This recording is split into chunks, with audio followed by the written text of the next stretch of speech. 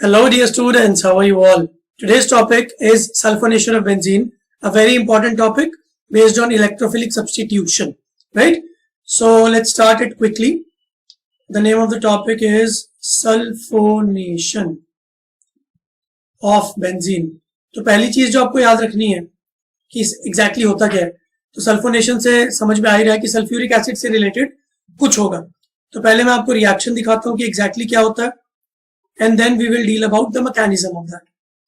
तो अगर हम बेंजीन के अंदर कॉन्सेंट्रेटेड सल्फ्यूरिक एसिड या फ्यूमिंग सल्फ्यूरिक एसिड डालते हैं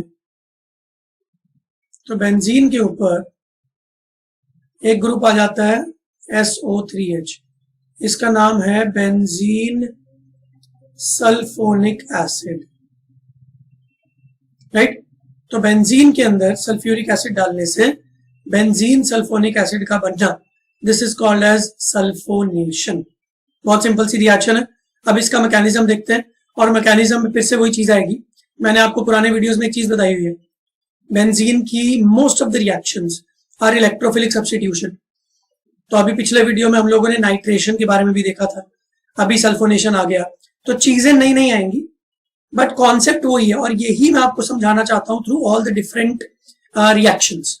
कि बहुत सारे बच्चों को ना ऑर्गेनिक टफ लगती है क्योंकि बहुत सारी रिएक्शंस है, बट अगर आप थोड़ा ध्यान से समझो और जीओसी पे अपनी थोड़ी ग्रिप बना लो तो आपको दिखेगा ये कि रिएजेंट्स डिफरेंट है, राइट। अलग अलग लोग रिएक्ट कर रहे हैं, बट इवेंचुअली कॉन्सेप्ट्स, लॉजिक बहुत ही कॉमन है और बहुत ही सिंपल है, ठीक है। तो अब अगर आपको नाइट्रेशन याद नहीं है तो मेक श्योर कि इस वीडियो को देखने के बाद आप नाइट्रेशन वाला वीडियो भी देखो, क्योंकि दोनों चीजें काफी कनेक्टेड है। पर अब मैं इसका मैकेनिज्म आपको सिखाता हूं, राइट। तो मैकेनिज्म का सबसे पहला स्टेप क्या है, देखिए सबसे पहला स्टेप है कि सल्फ्यूरिक एसिड आया।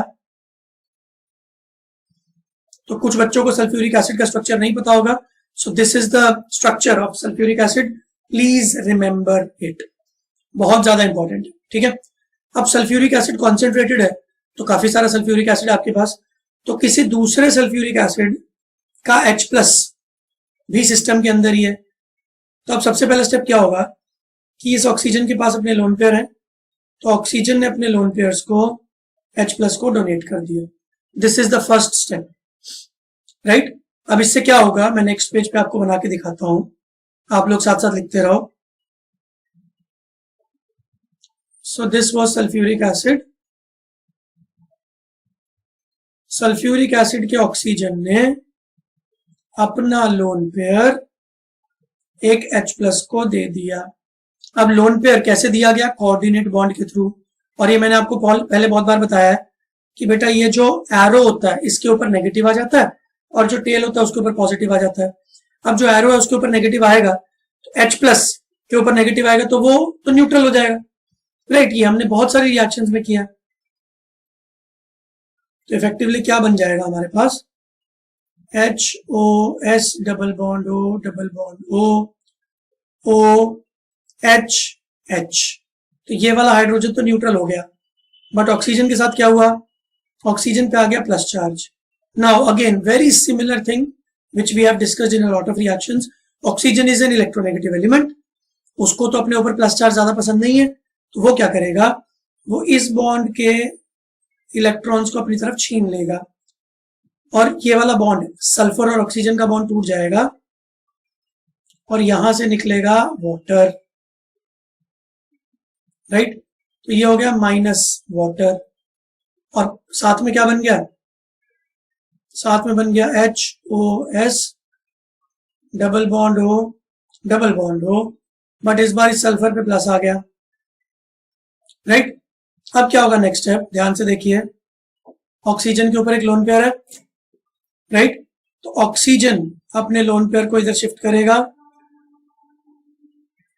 तो ऑक्सीजन इस लोन पेयर को इधर शिफ्ट करेगा तो ऑक्सीजन पे प्लस आएगा, और इस प्लस को ठीक करने के लिए वो बॉन्ड इधर से शिफ्ट कर लेगा और बेसिकली इस हाइड्रोजन को भगा देगा एज H+। तो बेसिकली उधर से H+ गया, उस हाइड्रोजन के इलेक्ट्रॉन ऑक्सीजन ने छीन लिए और ऑक्सीजन ने अपने लोन पेयर को अंदर भेज दिया। तो इससे इवेंचुअली क्या हुआ, इवेंचुअली ये हुआ कि H+ निकल गया माइनस H प्लस, और जो पीछे बचा अगर आपको ध्यान से दिख रहा है डबल बॉन्ड हो तो पहले से ही था, यहां पे भी डबल बॉन्ड हो आ गया. So this is a compound SO3 sulphur trioxide. और सबसे खास बात यह है कि this SO3 is an electrophile. It behaves as an electrophile, right? तो सबसे पहली स्टेप बेंजीन की कोई भी रिएक्शन में जनरली यही होती है, प्रोडक्शन ऑफ एन इलेक्ट्रोफाइल. आप नाइट्रेशन देख लो, आप फ्रीडल क्राफ्ट रिएक्शन देख लो, जहां भी बेंजीन इन्वॉल्व होता है वहां पे सबसे पहले हम लोग कोशिश यही करते हैं कि कोई एक बढ़िया इलेक्ट्रोफाइल बन जाए, क्योंकि बेंजीन की रिएक्शन इलेक्ट्रोफाइल से बहुत अच्छी होती है, राइट? अब एक सवाल ये भी कि ये इलेक्ट्रोफाइल क्यों है, इसके ऊपर तो पॉजिटिव चार्ज नहीं है, राइट? तो इलेक्ट्रोफाइल के ऊपर पॉजिटिव चार्ज हो भी सकता है, बट अगर नहीं है तो तब भी इलेक्ट्रोफाइल क्यों है? Because it can accept electrons. How, why? The reason is sulphur का वेकेंट 3d ऑर्बिटल्स. अगर आपके पास खाली जगह है तो क्या आप इलेक्ट्रॉन्स को एक्सेप्ट कर सकते हो? यस. तो जो भी लोग होते हैं जिनके पास वेकेंट 3d ऑर्बिटल्स होते हैं, they generally they can act as an electrophile, because उनको अगर इलेक्ट्रॉन दिए जाएंगे तो उनके पास रखने की जगह होगी. तो अब सबसे इंपॉर्टेंट क्वेश्चन, ये काफी बार एग्जाम में आ चुका है, बेंजीन की सल्फोनेशन रिएक्शन में व्हाट इलेक्ट्रोफाइल इज प्रोड्यूस्ड? तो चार ऑप्शंस में से एक ऑप्शन होगा SO3, उसको टिक कर देना, राइट? चलो अब आगे बढ़ते हैं. अब ये SO3 की रिएक्शन बेंजीन से कैसे होगी, लेट्स सी. यहां पे हमारा बेंजीन है, रिएक्शन एग्जैक्टली सेम होगी जैसे कि पहले हम इलेक्ट्रोफाइल्स की रिएक्शन करते आए हैं.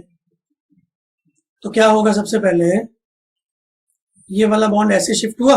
देखो कभी कभी ना आपको बुक में डायरेक्टली ऐसे दिखा देंगे, ये भी गलत नहीं, पर प्रॉब्लम ये है कि बच्चों को ना ये समझ में नहीं आता है कि हुआ क्या. तो इस एक स्टेप को एक्चुअली मैं 2 स्टेप पे करके दिखाता हूं, राइट? तो आप पहले समझ लो कि ये बॉन्ड ना ऐसे शिफ्ट हुआ. बॉन्ड का ऐसे शिफ्ट होना सबको पता है, यहाँ नेगेटिव आ गया, यहाँ पॉजिटिव आ गया, बॉन्ड टूट गया, और अब इस नेगेटिव ने इस पे अटैक कर दिया. तो बेसिकली एक ही स्टेप की चीज मैंने 2 स्टेप में करके दिखाई है ताकि आपको समझ में आए कि हुआ क्या. तो इस नेगेटिव ने जब सल्फर पे अटैक किया, अब सल्फर को तो 6 बॉन्ड बनाने, राइट? तो 7वां बॉन्ड तो उसका बनेगा नहीं, तो इस वजह से ये वाला बॉन्ड इधर शिफ्ट हो जाएगा. तो आपको दिखा क्या हुआ? तो इससे प्रोसेस कैसे हुई है, तो हमको क्या मिला, तो बेंजीन की एरोमेटिसिटी डिस्टर्ब हो चुकी है, यहाँ पे पॉजिटिव चार्ज आ चुका है, ये सल्फर है, डबल बॉन्ड हो एंड O-. अब एरोमेटिसिटी को वापस से ठीक करना तो क्या करेंगे, तो यहां पे इस कार्बन के ऊपर एक हाइड्रोजन भी तो है, तो इसको इलेक्ट्रोफिलिक सब्स्टिट्यूशन इसीलिए बोलते हैं कि जिस कार्बन पे कोई नया ग्रुप जुड़ रहा है उसी कार्बन का हाइड्रोजन जाएगा. तो वो कैसे जाएगा, ये वाला बॉन्ड इधर शिफ्ट हुआ, यहां से H प्लस निकला. अब इस H प्लस को थोड़ा ध्यान से देखें, ये वाला O छीन लेता, राइट? तो आप इसको ऐसा दिखाओ, एरो को इस तरीके से दिखाओ, इस O माइनस ने इस H प्लस को छीन लिया और ये वाला बॉन्ड इधर शिफ्ट हो गया. तो इफेक्टिवली आपको क्या दिखा, तो बेसिकली ये चीज भी मैं बहुत पुरानी रिएक्शन में करवा चुका हूं. कंपाउंड के एक एटम ने अपने H प्लस को रिलीज किया और किसी दूसरे एटम ने उसी H प्लस को बुला लिया. तो इधर से कार्बन ने तो H प्लस को रिलीज किया क्योंकि उसको एरोमेटिसिटी मेंटेन करनी है, उसको डबल बॉन्ड लेके आना है. अब H प्लस जा रहा था, O माइनस ने बोला भाई तू मेरे पास आ जा, राइट? सिंपल सी बात है. तो ये हो गया बेंजीन. अब इसकी एरोमेटिसिटी वापस आ गई, ये बहुत खुश है, और यहाँ पे H डबल बॉन्ड हो और ये O और ये H, and this compound is actually written as, आप कैसे भी लिख दो, SO3H, benzene sulphonic acid. Understood? तो अगेन बहुत ही सिंपल तरीका था. पहला स्टेप क्या था, एक इलेक्ट्रोफाइल को जनरेट करो. इलेक्ट्रोफाइल अलग अलग तरीके के होते हैं, यहां का इलेक्ट्रोफाइल कौन सा था, SO3. फिर नेक्स्ट स्टेप में क्या हुआ, बेंजीन का अटैक ऑन इलेक्ट्रोफाइल, और अटैक का नाम क्या रखा हमने, इलेक्ट्रोफिलिक सब्स्टिट्यूशन. SO3 नाम की चीज आई, तो जिस कार्बन से वो जुड़ी कौन सा वाला कार्बन था, ये वाला कार्बन।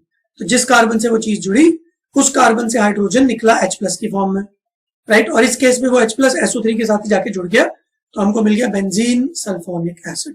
आई होप आपको ये रिएक्शन अच्छी लगी होगी। अगर अच्छी लगी तो अपने फ्रेंड्स के साथ शेयर करिए, राइट। उनका जो डर है वो खत्म करिए। मेरे वीडियोस बनाने के पीछे सिंपल एक रीजन है कि ऑर्गेनिक में, इनफैक्ट इन जनरल केमिस्ट्री में बच्चों को डर लगता है, और जैसे जैसे एग्जाम्स आते हैं वैसे वैसे टेंशन बढ़ती है। तो if I as a teacher can help the students to decrease the stress level, तो मुझे बड़ी खुशी होती है कि मैं किसी स्टूडेंट की हेल्प कर पा रहा हूँ, and that is the reason why I am making videos. और अगर आपको लगता है कि आपके फ्रेंड्स को भी ये वीडियो अच्छा लगेगा, so please share it, so that उनका स्ट्रेस, उनकी टेंशन भी कम हो और वो लोग भी कुछ अच्छे नंबर ला पाए और अच्छे एग्जाम को क्लियर करके अच्छे कॉलेज में अपनी सीट सिक्योर कर पाए, राइट। तो चलिए नेक्स्ट वीडियो में मैं कुछ नेक्स्ट एक अच्छी रिएक्शन लेके आऊंगा। अभी के लिए बाय बाय, टेक केयर।